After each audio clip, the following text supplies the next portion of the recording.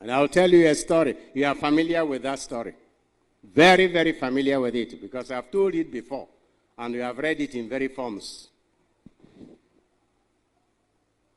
A group of friends went for a conference. Whoever had your meeting, nobody go. And after the meeting, they were rushing to catch their train. Train, abugodoma train na age kwegiteje wugite nekabai. Abugodorundu pu kwanchako kwanchum abuganyom. Now some of these trains na the length hena hageshte aberu onugwoye mi hoja ga have from no gamar. And sometimes they leave only twice in a day.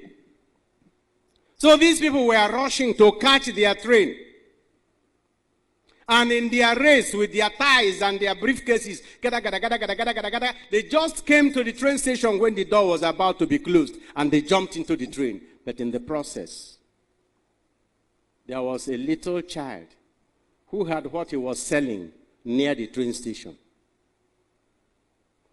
As they were rushing, one of them knocked down the tray of this child, and he love in that tray scattered everywhere, and some of them were marched upon as they were rushing for their train.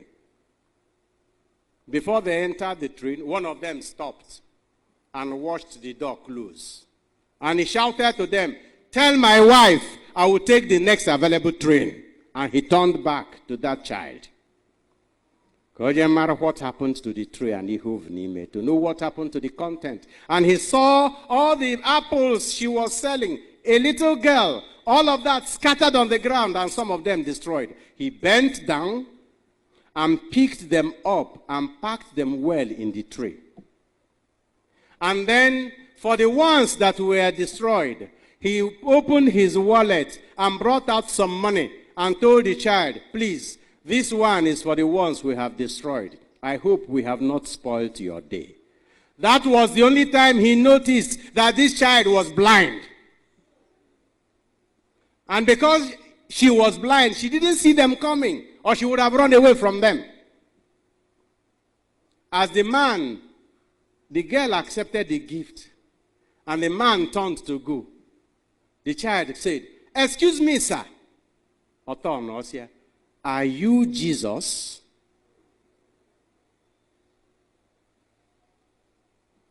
Because the child had heard the type of things Jesus could do. And as far as she was concerned, it was Jesus who visited her that day.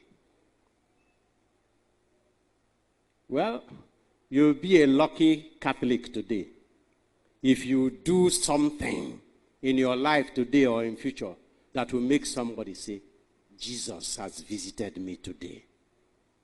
And if a person would say, "Are you Jesus?" Well, Jesus is in you. He resides in you. And if you receive communion today, he will live in you and you in him. You will be his hand, his legs, his mouth, his eyes. Whatever you tell your neighbor, that neighbor should experience it as Jesus intervening in his or her life. Love is the answer. Make love go viral. Whatever you do today, let somebody wonder, "Are you Jesus?"